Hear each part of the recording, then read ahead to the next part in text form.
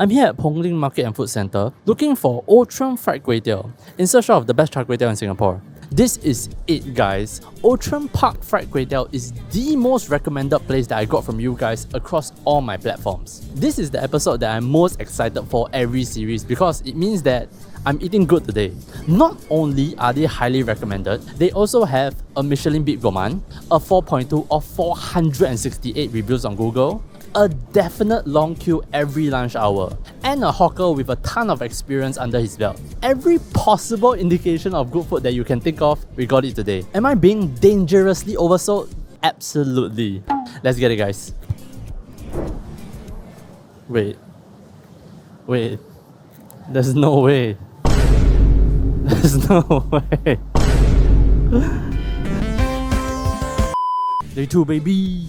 I swear, if it's not open today, I will be mildly displeased. It's just before 11 now, so hopefully it's not too crazy. Hopefully. One can hope, but there are already queues. Found the boys.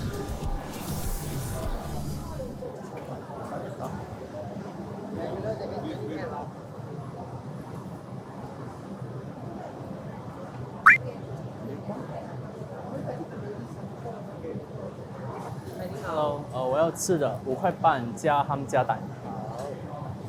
辣椒要8块，谢谢。谢谢。1 odd hour, not the worst. And I got an $8 plate. They have the $4.50 or $5.50 version. $2 for egg cockles and 50 cents for egg. You might be thinking, Eldrick, how is that fair? Aren't you supposed to order the $5 plate every time? Or close to? Listen, it took me 2 days to eat this plate, okay? And 1 hour of waiting. So I'm gonna eat my fill. Anyway, whoa, this is significantly wet. And yeah, a lot of eggs. It's a bit loud in the hawker center now, but it's actually squishing when I press on the noodles.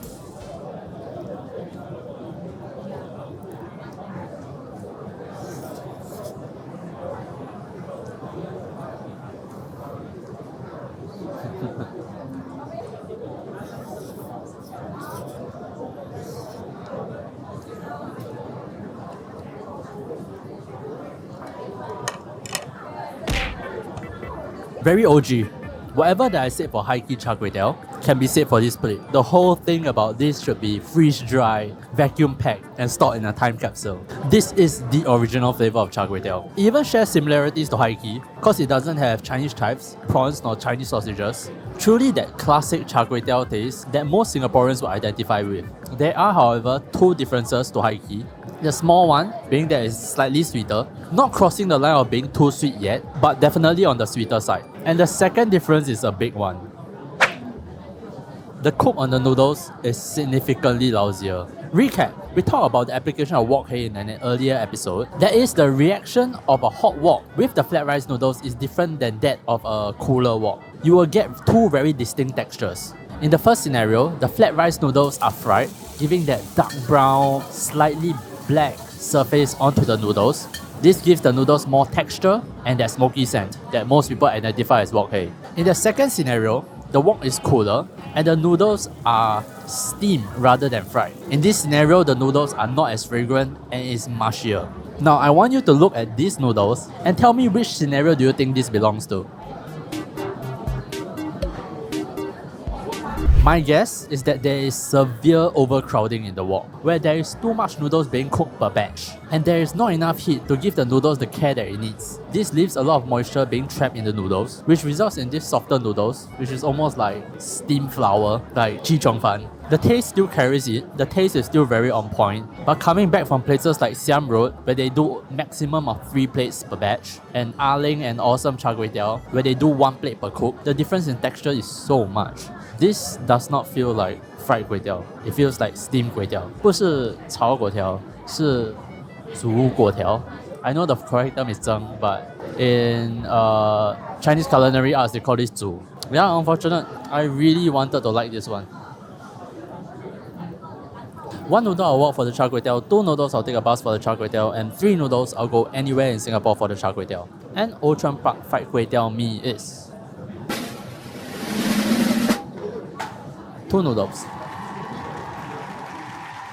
I think it's unfortunate because they have a very tough problem. Even with the big batch cooking, they are at 1 hour plus wait time when I came at 11 a.m. So if they were to make it to a smaller batch, it will be 2+ hours for most people. Not only does that mean that people will have to wait longer, it also means that some people cannot even try it at all because who has 2 hours to eat lunch nowadays? We are not even going to go into the profits part. So would you rather the wait time be 1 hour and you cook a 2 noodles, or the wait time be 2+ hours and you cook a 3 noodles? It's unfortunate because I can feel it. I can feel the 3 noodles behind there somewhere. Maybe if you came in the early morning, like 7 a.m, you'll get the best plate of Char Kway Teow that you will ever have. But if you come here during the regular hours, I would recommend you get one of these, maybe one of these, have some shows loaded up on Netflix, because from what I read, these long queues are a daily occurrence. I think I framed the Char Kway Teow quite poorly in this episode, but please don't get me wrong, it is still better than a lot of Char Kway Teows out there. It is just that we have reached the tail end of the series and the benchmark is as high as you can expect it to be. As usual, there will be moderation, but not before we tackle the last place of the series next week. Shout out to the lady who offered her seat for me.